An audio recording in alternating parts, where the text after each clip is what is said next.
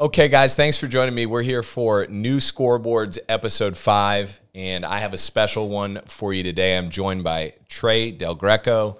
Thanks for joining us, man. His story is just going into golf, now in the mortgage business and everything in between, and what we can borrow from him throughout his process, his career, how he dealt with that transition, things he learned that he'd like to do the same, and maybe some things he learned that he can offer that somebody else after him can do better. But we're just going to learn from you today, man. Thanks for joining us. Yeah, thanks for being on. Appreciate it. Yeah, man.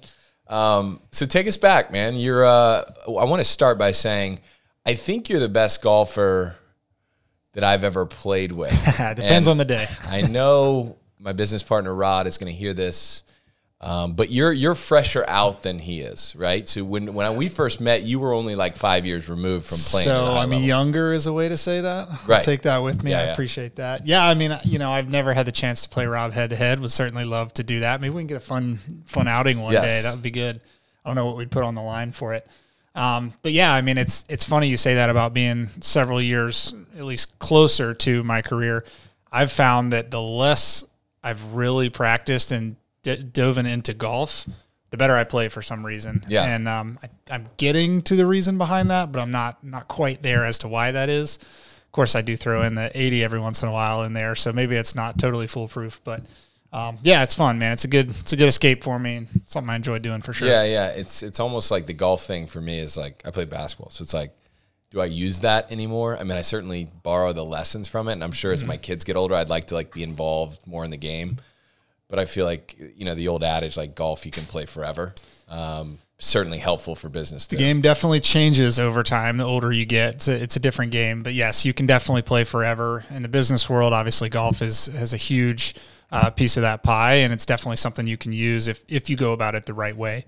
So that's something I've really focused on, something I've enjoyed doing, and anytime you can marry work and something you love, I mean, good things happen. So, man, that's such a good point. Like a lot of people talk about work-life balance, and it gets tough. Life gets busy, so to keep everything in balance just is sometimes very unrealistic. So we talk about work-life integration, and the more you can integrate, like if you like working out and your fitness, but you can also go with people that you do business with. Sure. Great. Now you got an hour blocked off and you've knocked out a couple of things that are important to you with one activity. Yeah, the other thing you can do is, you and I are in the same spot where we both have young kids and you've got time with the family and you don't want to spend half a day on Saturday away from your family, right? You've spent the entire week working. That's kind of your family time, right? Yep. So knowing that you can use golf to get ahead with your business, it makes it easier for me to schedule some golf days during the week, with my business partners, where I'm not having to take that time away from my kids, take that time away from my family. I can still get time doing a sport that I love, and I can kind of make it work related too and help it to build my business. So yeah, it's a really cool marriage there. Man, so I want to jump in, go back a little bit. When did you get serious about golf? What age? So I've always played since I was really young. My dad was an avid golfer. He taught me the game, and he did a really good job of teaching me so many life lessons through the game of golf, not just how to play and how to be good at it, but what it means in terms of how it can apply to my life. So I'd say I got really serious about it around middle school. That's when I started playing tournaments. I'm sitting in a chair, but my size, you probably would be surprised me saying this. I always thought I'd play football in college. I was a place kicker. I was a decent place kicker in high school, following in his footsteps, of course. You played in the NFL? He did. He played 17 years in the NFL. 17 years. One of the all-time greats in terms of field goal kickers, and I'm so proud of the career that he's had. It's a really cool thing that I get to talk about, and long story short led to me meeting my wife, but that's a very long story. But ultimately, I always kind of thought that was going to be my path. I was going to follow in his footsteps, go to Auburn where he played. And then my sophomore year of high school, I won the individual state championship for golf. And that was kind of the first time I realized, I might actually be halfway decent at this. Maybe I could have a career in golf instead of football. A lot less contact, especially for a guy like me who's, 5'8", 170 pounds. College football, especially in the SEC, probably wasn't a great idea. So golf seemed a little safer. I enjoyed it more. I thought it was more challenging, and it just was a better fit for me. So that's when I actually decided that golf was what I wanted to do in college. So I gave up football my junior year and spent that fall working on my game, getting prepared for the spring season, because that was a very important recruiting year for golf. Yep. And then signed on with Vanderbilt and actually got to go play football again my senior year once I had kind of locked up my spot in college. So that was kind of the progression of it. I almost overnight saw myself as being a football player in college to I won the state championship. The very next day I was like, this is it, man. I'm going to go play golf somewhere. And it was the individual state championship? So my sophomore year it was. My senior year we won the team individual title. I finished runner-up by one shot, and I'm still a little bitter about it by this day. But the kid that beat me actually went on to make it on the PGA Tour. So, he was a very good player, and that was a well-deserved individual championship. When you compete in golf, are you competing against all people in high school, or is it the sophomores? Yeah, no, great question. So our high school, Spain Park High School, puts out 5 guys. They could be 5 seniors. They could be 1 senior and 4 juniors. Could be any number of people. It's your best 5 guys. Yep. Every round, you count the best 4 scores, and then that way everybody's played every round. The low individual is a combination of the lowest score by the individual. The team championship is based on the lowest 4 scores from your 5 guys. So it's kind of like individual parlays into the team score. Yeah, it's both, and it's really cool because nothing that I do on the course dictates anything what any of my teammates do. Like I'm in my own world, they're in their own world. But if I'm having a day where it's just not really going my way and things aren't going great, I still have those 4 other guys to count on me to get in the hole in as few shots as possible. Yeah. If I can turn a double into a bogey, maybe it helps me individually, but it's definitely going to help the team. Yeah. So it just kind of gives you that extra aspect of staying mentally sharp and keep fighting, keep battling, because there are other guys counting on you. Yeah, absolutely. You mentioned some things. I always forget, like I knew your dad. I felt like I remember he was in the NFL and knew he was a kicker, but I had no idea at what level and how long his career was. So that was a cool reminder that how much you probably picked up from him, just how to be a professional, how to approach a game. I'm sure learning through his lens if he was the one that kind of taught you golf. But you mentioned a couple of things outside of the game. What was it specific about golf that you feel like you learned growing up that kind of, was it etiquette? Is it the approach of a next shot? Like what specifics? So there's a couple of different things. I think the mentality of it is a big part of it because the way he always approached his career, the way he taught me to approach my studies, my relationships, golf, football, whatever it was, he was always big on hard work. And he always said, look, I don't expect you to be the best. I don't expect you to be perfect. I do expect you to show up and give it your best every day. So that was kind of the first piece that was really ingrained into me was if you're going to do something, do it. Like we're not going to show up and just do it halfway. And my family still jokes me to this day that I only know one speed. Like I'm 110%, even if I'm playing, a church league basketball game, like I'm way too intense. It's a game, man. Oh yeah. I've been kicked off of kickball teams before too, because I was way too competitive with it. But that's pretty much the first thing is like, if you're going to do something, do it. And I took that into my studies and I always made good grades for that exact reason. And I do it in my mortgage business today. Like I don't show up any day like, all right, let's just get through today and kind of do it halfway, go through the motions and check the boxes. Like if I'm here, I'm going to be here. And then the second thing is really just doing all the little things right. If you can do all the little things right, that's going to add up to big things overall. And I think it's scary when you think about, pick a goal out there. Maybe I want to fund $50 million next year. Well, that goal by itself is scary and probably unattainable if you only look at it through that lens. Right. But if you show up every day and you take care of the little things, you have a strategy and you do everything the right way, those things add up to 50 million. Mm-hmm. So, we're not there yet. We're still building towards that. But I'd say those are probably the 2 key things that he taught me that, I hope to ingrain that in my boys one day. And, I've already been intentionally working towards that with them. Yeah, that's a lesson I remember when I was younger. I was probably like 9-10 years old.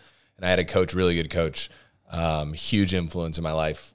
And I was, he basically approached me and just said, look, like kind of what your dad said. Don't expect you to be perfect, but the 2 things you can control are your attitude and effort. And those have to be on point if you're going to be here. And I always work to approach every single year a little bit better just from an attitude and effort standpoint. Yeah. But golf adds that element that not that details don't matter in basketball or whatever. They certainly do. But I feel like golf specifically, that there's so many details.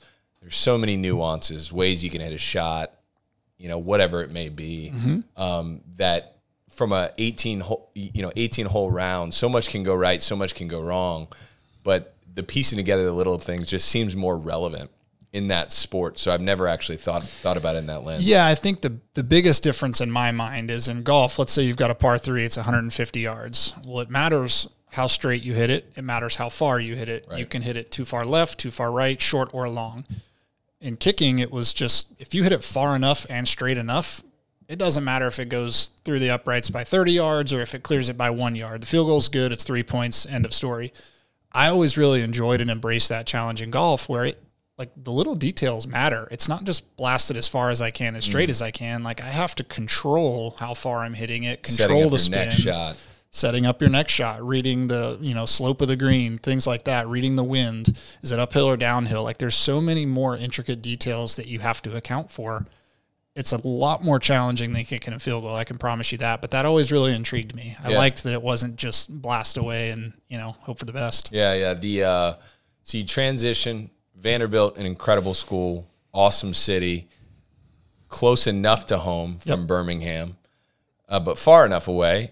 What was Vanderbilt like? What was the hardest part about playing college golf? So you nailed exactly why I went to Vandy, for all of those reasons. I loved the last place my dad played football was with the Titans in Nashville, so I kind of grew up there for a little bit. I remembered loving Nashville as a kid. Nashville's just a great town. Incredible. And to be honest, I always had plans to go to med school after college, so I thought maybe Vanderbilt was a good route for that. Looking back with the challenges that were in place, it probably was a little unrealistic. I'd have been better off going to a state school and then going to med school after that. But, I wouldn't change the path that I had, for the world. And I think the biggest challenge of all of it was at a school like Vanderbilt, the academics were very challenging. Mm-hmm. Any smart person could get through it. It's not like nobody can do it, right? It just means you have to apply yourself. You cannot mess around, definitely not partying as much as you do at state schools. And then also on top of that, competing in the SEC, which was one of the most competitive, athletic conferences that you could be in, especially in golf. All of those things stacked together is what was so challenging about it. To be successful either in my grades or in my athletics, I had to work very, very, very hard. And I had to do both at the same time. Yep. And that was what made it really challenging. Yeah, there's a couple things I take away from having a different experience and me going to a state school. Mm-hmm. But you mentioned something about med school. And I think it's so funny because I would see freshmen come in every year. And some of them would be, more inclined to have high hopes. And they'd be like, I'm going to do engineering or I'm going to do medicine, whatever it is.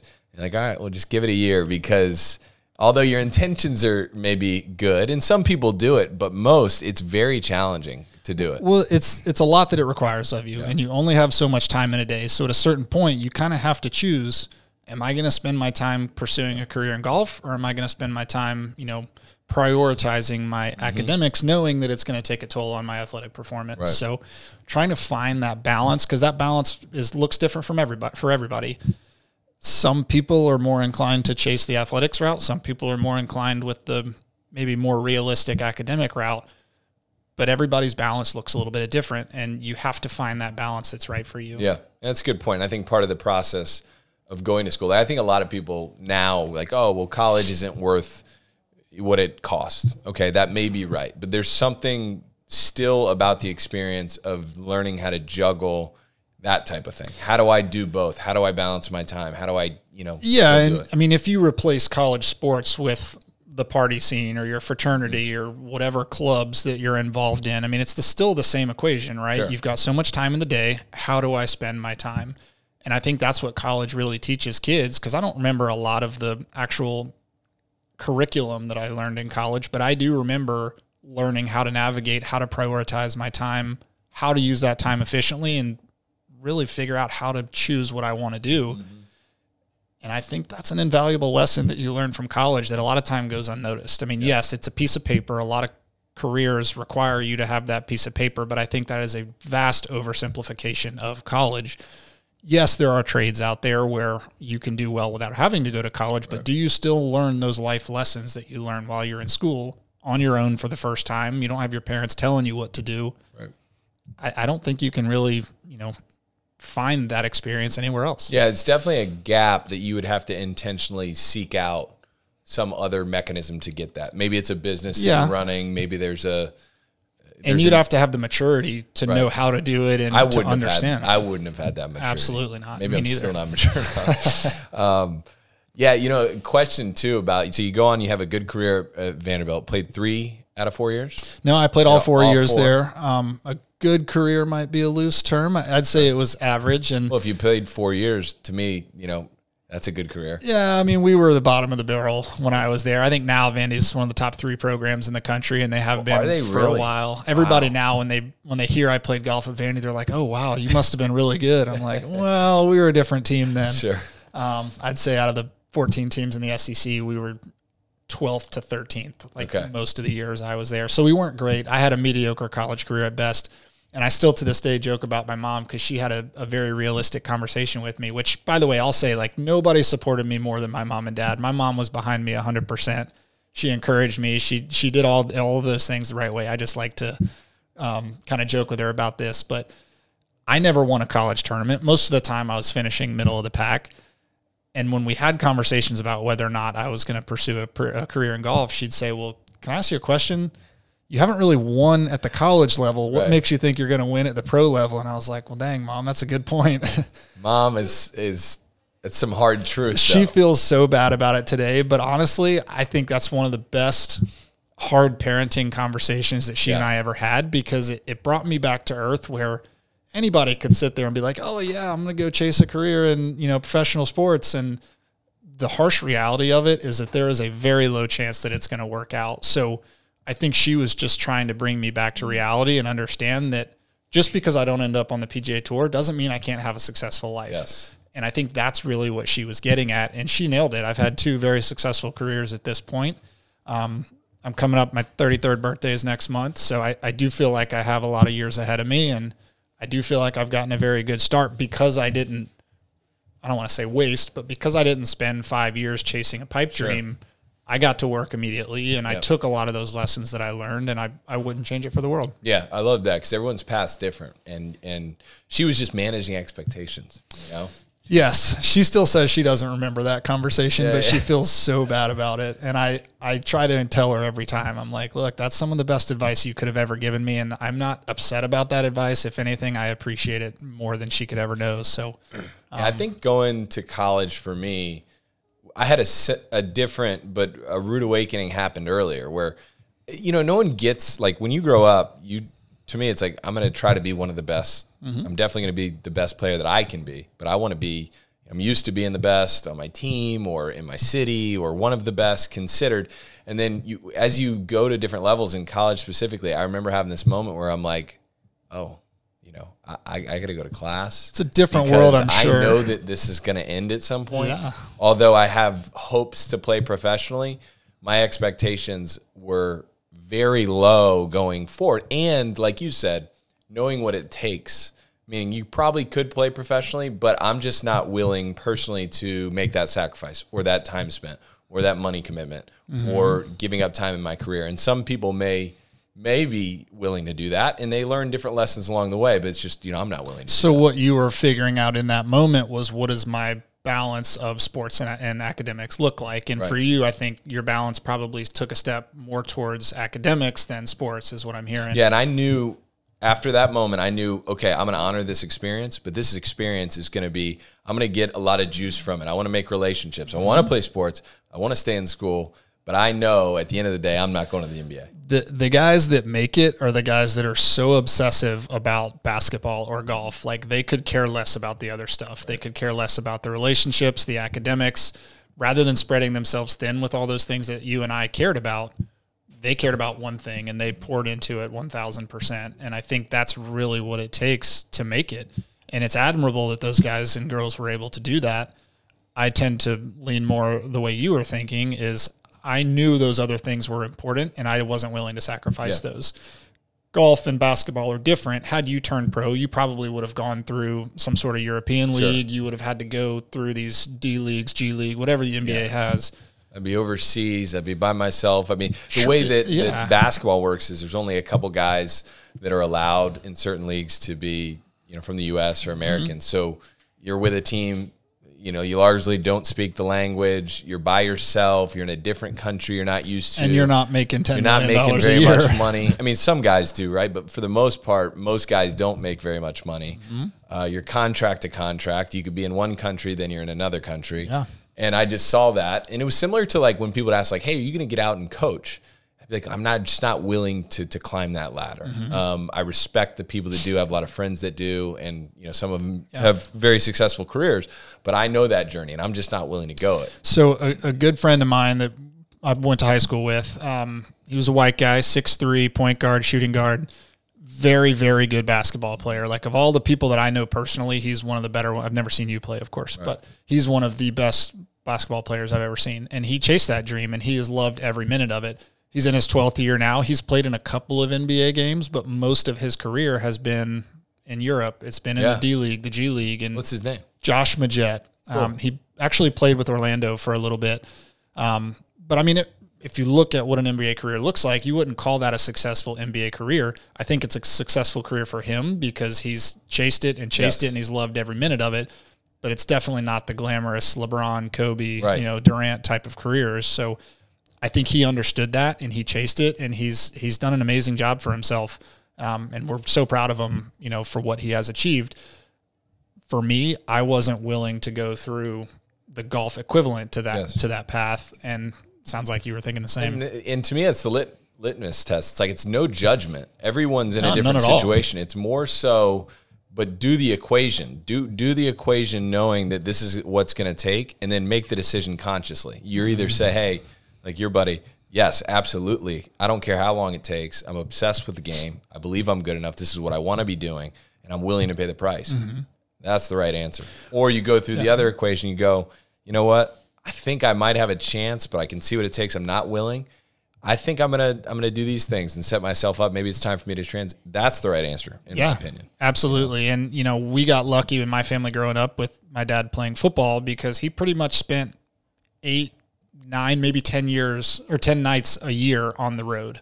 If they made it, the one year they made it to the Super Bowl, he probably spent 11 nights on the road. Wow. For the year. So unique. So that's not common in professional sports. So we were very lucky with that.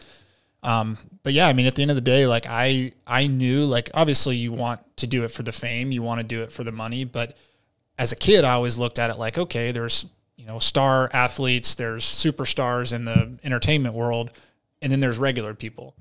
And it sounds really bad when I look back on that now, because now I'm like, you know what? There's a lot of regular people that make more money than half the professional athletes out there. So if it's about a certain lifestyle you want to live, if it's about a success, whatever, however you measure that, if it's about significance, that's one thing we talk a lot about at Movement Mortgage.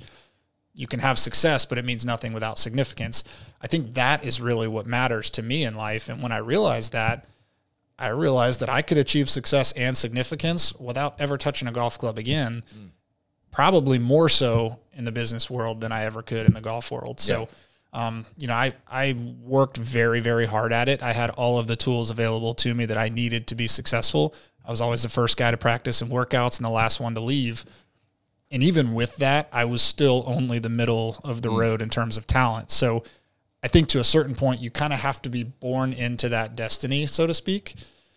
Yes, there are some guys that slip through the cracks and find a way to make it anyway.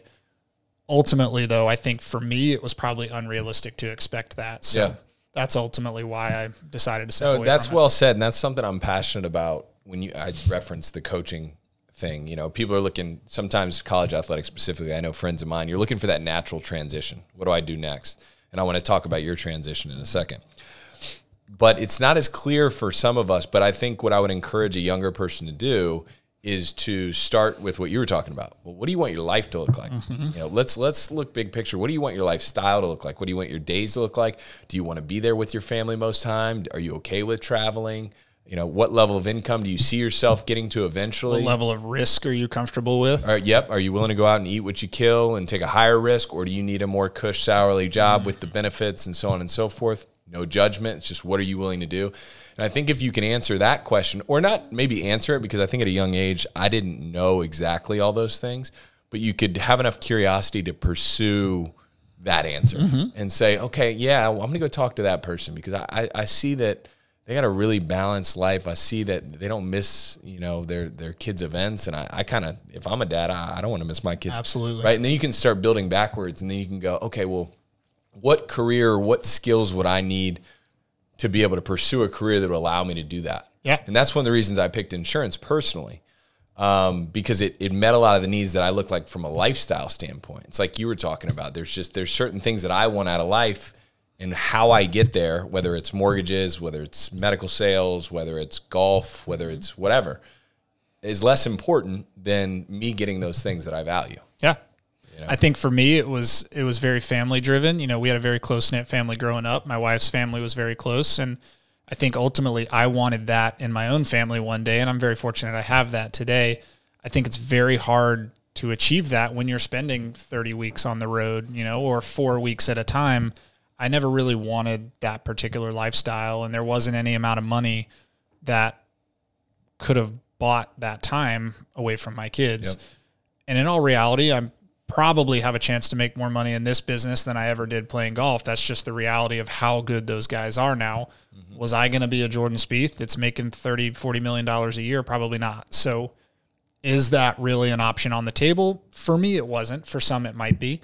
For some, just having that option might be enough to convince them to pursue their dreams in sports. So, everybody, like you said, is a little bit different. And the cool thing that I learned out of it is even if you're not good enough, or if that's not what you want, there are other businesses, other careers, other avenues for you to get what you want.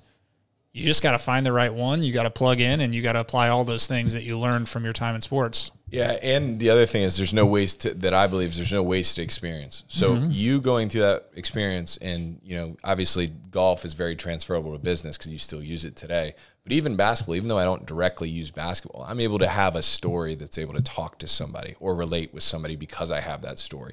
I'm able to have relationships that I honored throughout that experience that continue to be friendships or business partnerships, whatever it may be.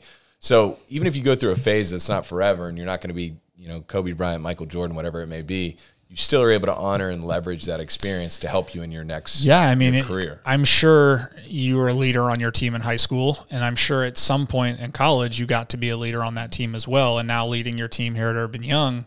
I'm sure there's a lot of stories you lean back on, both good and bad, what worked and what didn't work. For sure. And you're growing a thriving business here because of those experiences you had as a basketball leader. Yeah. So I totally agree with you on that. So it's never wasted experience. I think that's a very good way to put it. So catch me up, Vanderbilt. One, how do you know when it's done? Like, was there a day that you said, yo, I just shot 80, like this is it?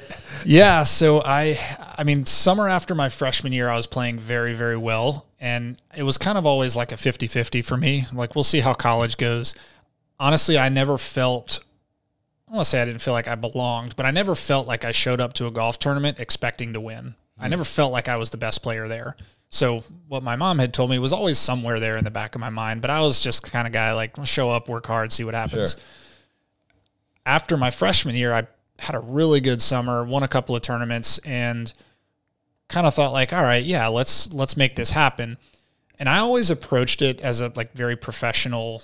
I took a very professional approach to it. Like, I was very serious about it. I didn't goof off. I worked hard. Like I said, I was the first one, last one to leave. And I think I put a lot of pressure on myself once I kind of made that decision. Like, okay, I'm going to be even more professional now.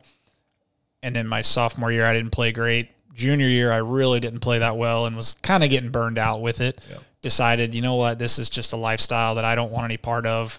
I'm farther away from being good enough to play on the PGA Tour than I was a year ago, so I'm going the wrong direction. You know what, senior year, let's just enjoy it. This is going to be my last hurrah. Probably your best year. I played great in the fall, you know, and then, I kind of got to where I was like, all right, maybe we can make this happen. And we started the same thing. Cycle continued. Gosh, that's fascinating. To me, I've always been a believer. I've always been a strong Christian. And, that to me was a sign that wasn't what I was meant to do. I believe everybody was put on this earth for a purpose, and that was not my purpose. And it was very clear to me in that moment. Was I good enough? Probably not. Did I take the right approach and do everything in my power? I think I did. So that was really kind of the tell for me that, like, you know what, maybe golf is not, and I still have visions of what could have been if it had worked out. Still hit one, 350 down the middle thinking, then I'll fat the wedge the next shot. So it brings me back to reality real quick. No, that's great, man. Yeah, it's like the divine's giving you some feedback if you're able to listen to it to go, hey, you know what, maybe there's something here, and I could. Yeah, I think God opens doors when he wants you to walk through them, and he closes doors when he doesn't want you to walk through them. And I think that was a very clear picture for me that was not a door I was supposed to walk through. That's cool. So you graduate, you had the Vanderbilt degree. Were you able to say that from all that? I was. Actually, I remember at graduation, I walk across the stage, I get my diploma, I go sit down, I open it up, and there's no diploma in there. What? And so, of course, I'm like, after all did this? I miss a credit? Like, what happened here? I had like $50 parking ticket that hadn't been paid, so they were withholding my diploma until I paid it. So that was a kind of a funny story. But that's funny. Yeah, I had my degree and got into the medical sales business. They tended to hire college athletes. No question, yeah. Just for all the reasons we kind of talked about. And, had a good 5-year career with them. Ultimately, I probably wasn't selling the right product, if I'm being honest. But Stryker, yeah. So I sold capital equipment. So it was big, high-dollar stuff that had to get approval from CEOs, CFOs, surgeons, the whole gamut of people. And so I'm 25, 26, trying to convince these people that have been running this hospital longer than I've been alive why they should buy my product and why I knew all this stuff. And ultimately it just didn't work out. It wasn't a great fit, probably long term. So that's when I kind of made the transition into the mortgage business. My wife's sister is a very professional and very successful lender here in Orlando. So she kind of encouraged me to get into this business. She and I are very similar minded. And, she kind of said, I think you could do well in this business. So I took the leap, made the career change, and haven't looked back, and it's been awesome. Yeah, and love Jen Miklas, your sister-in-law, I guess, is one of my favorite people. Shout out to Jen Miklas. Yeah, shout out. She actually you're the first person she introduced me to when I moved down here. I remember that phone call. Yeah. Because she was like, hey, I want to introduce you to Trey and yada, yada. And of course, I thought you'd be a cool guy, but I didn't know we'd hit it off like we hit it off and we'd work together and become friends. Probably as quick as we did. Yeah, I mean, that's kind of what you look for in business partners, right? Like you want to have that personal relationship, and that's how I've modeled my entire business. But you guys do an awesome job. You've made it very easy to work with and very easy to hang out with. Yeah. So it's been fun getting to know you. Great, man. I want to ask you about the medical sales thing because that was a route I thought I would go to. Mm-hmm. I talked about this on this platform a little bit. It just, as an athlete, that seems to be one of those industries that is a hotbed for recruiters to say that a lot of fit between the athlete and the medical sales route. Mm-hmm. Curious from somebody who's been in it through Stryker, one of the big companies out there, why do you think they like athletes? Yep. And then tell me about maybe what you loved about the experience and then what maybe was left to be desired. So the way that it works is you, as a sales rep, you have your territory, right? And you show up every day. I could have gone to 20 different hospitals on any given day. That was my territory to run. Nobody was looking over my shoulder, making sure I was at the hospital by a certain time. Sure. Nobody was checking up on me saying, what did you do today? So I think the fact that athletes naturally have a tendency to show up and work on their own merit, out of their pride, out of whatever you want to call it, like right. We don't need somebody to tell us to go up, show up and work hard. Internal motivation. Yeah, we do it because we just want to be good at it. We want to be successful, self-motivated. I don't know how else to say it. So I think that's usually what makes athletes a good fit for that career. And it's very much eat what you kill, high risk, high reward. And I think generally athletes understand that risk. They understand the stresses that come along with it and the challenges that come along with it. So it's not as much of a shell shock once you get into that environment. So I think that's really why they prefer, college athletes or even former pro athletes. Yeah, because it's like, how many days have you had as an athlete?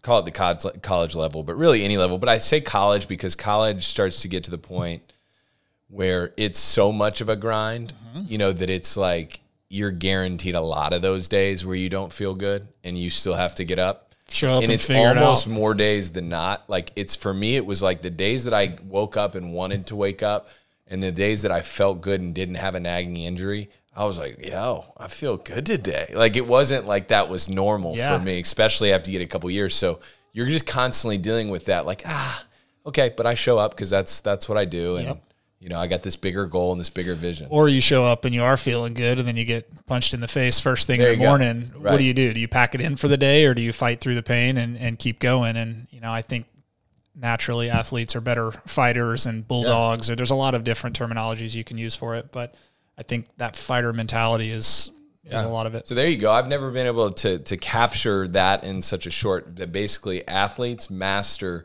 the ability to show up when you don't necessarily feel like it. Yeah. You're put in an arena that you're forced to do. Now, the challenge with that, at least the challenge that I found is you have to be very, very smart and intentional as to how you go about selling medical devices, right? Especially with what I was selling.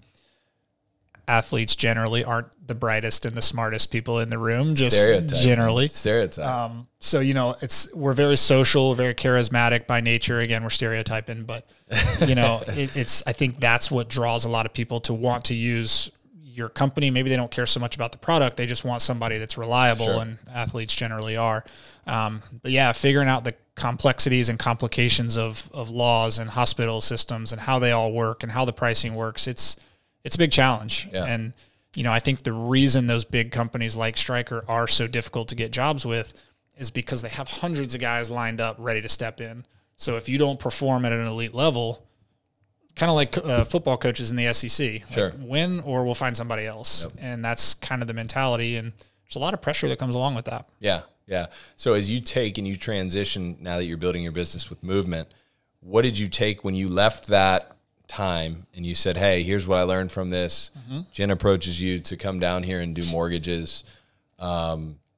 What was the biggest takeaway that you benefited from being in that type of pressure and environment that, now use? Yeah. So with Stryker, we always operated on an annual quota, and that was the benchmark for measuring everything. If you did not hit your quota, that was a big problem. If you hit your quota, you're good. You can keep playing the game. Doesn't matter when you do it month 1, you do it month 12. We usually just care didn't about the happen annual month quota. 1, but yeah, as long as, for that year. And a lot of pressure came with that. And with me being young and somewhat immature, I could sense that as I was doing those sales calls and I needed to close that deal, it's getting to be October, November, like I have to close this deal by the end of the year. Mm-hmm. I got a little loose with some of my terminology. I maybe pressed a little too hard. I added pressure when I should have taken more of a laid back approach. And I think I let the situation dictate my sales tactics. And that was the biggest thing that I kind of took away from that. And in the mortgage business, there is no quota. Like, it's really up to me. I can do as much or as little as I want. I mean, I have to produce some, sure. Otherwise you're not going to keep your job. But, if I do 10 million or 20 million or 50 million, it doesn't matter. I'm not going to lose my job if I don't do $50 million next year. So I kind of liked that aspect where it's not somebody else projecting expectations onto me. I can create my own expectations. And I've found that I've actually succeeded better in that because I can have less pressure in conversations with people. I'm here to serve people. I'm not here to sell something to somebody. Mm-hmm. So I'm here to educate them on their options. I'm here to help them buy a house in the most cost-effective way or the way that best aligns with their financial strategy over the next 5 years. And there's no pressured sales tactics along with that. I never felt good about having to use pressured sales tactics when I was in the business, but I felt that was the only way to meet the standards that were being put on me. And so I think this business is a much better fit for me for that exact reason. Wow, that's interesting, right? Because in the last articulation of that story, you summed up a little bit of how you kind of ended up where you are today. Like athletics, you master the art of showing up because you're reliable. Then you learn, you get in this professional arena and you somewhat learn what not to do or what you'd like not to see. And then you get to a point where you're more independent and you're able to kind of couple, showing up, reliability, how to sell through service rather than to sell by convincing, which is a huge key for anybody in sales, right? Yeah. Like you need to say less to more people and approach it with a service mindset. Yeah, right? They can smell that commission breath on you as soon as you start applying any sort of pressure. I don't want to talk to that guy. It achieves the opposite effect of what you intend. I remember there was one very specific day where, so I sold cameras, and I remember I needed to go to the surgeon. I needed to get him to go to the CFO and say, hey, we need to buy Trey's product and we need to do it now. That was my goal for the day. So there's a lot of pressure in that conversation with him. So he had a couple of surgeries lined up. I spent the whole day in surgery with him. And the very last surgery, I didn't want to have this conversation between surgeries because he's got patients he's worrying about. So the very last surgery, I'm kind of in the back of the room, psyching myself up for this conversation. And he looks back and he says, hey, do you see this right here? It was an abdominal surgery. I said, yes, sir. And he said, this patient has stage 5 cancer, or whatever stage it was, ovarian cancer. And so immediately I'm like, what does that mean? And he's like, this is not good. And so very quiet room after that. And now I'm stuck with this decision do I still approach him about doing me a favor, or like, I'm probably going to have that conversation between him finding this out about his patient and going to tell the patient's family that she has this cancer. And like, that was a real low moment for me. And ultimately I didn't have the conversation. I didn't get the sale fast enough because I didn't have that conversation, and maybe I wouldn't have anyway, but for me, it wasn't a conversation or a thing that I was willing to do at that time. Mm-hmm. It didn't feel right. It didn't sit right. And I couldn't bring myself to do it. And I remember in that day, I was like, this is not any fun. Yeah. Had I made that sale, yes, I would have made a lot of money, but I just keep looking back now. And had I gone through that conversation, had it would have all worked out and I would have gotten the sale, I still don't think I would have felt good about it. That's insane. I mean, that you know, I don't think about those surgeons and doctors, and those are your customers essentially and your referral sources, and you're having those conversations in between surgeries and along the way. That's heavy. That's heavy. I think that would be the right move in my judgment. It's just that's heavy. I mean, you know, does corporate agree that was the right move? Maybe not. If there was no quota, or that was earlier in the year, specifically earlier in the year, there's no question you would have known, hey, the right thing to do is now is not the time. So that to me is a challenge when you get to the quota mindset. Sure. Is that depending on where you are on the spectrum, it could alter your judgment, and that could ruin relationships too. It could have. Maybe I had that conversation and it blows the whole deal up anyway. Yeah. So yeah, I mean, that was a tough moment for me. And, you know, I think being in the mortgage business, this isn't life or death situations. I'm not having to call on other people, ask them favors to do my job for me, which is essentially what I had to do in that other role. And, you know, it's all on me now. And I'm the guy that kind of puts game plans together. I educate people, and, you know, I don't ever say anything strong enough to where like I'm going to ruin somebody's financial life. Like, I don't think we have that much power as mortgage lenders, but we definitely have the ability to save them money or to help them navigate a difficult situation. Get them in the home of their dreams. Yeah, absolutely. And, you know, it's just much less of a life and death thing. And it's easier to serve them because there is no pressure behind it. Yeah, a little lighter, to say the least. Yeah, I mean, I've got my personal goals, and I really need a strong November and December coming up to meet my goal for this year.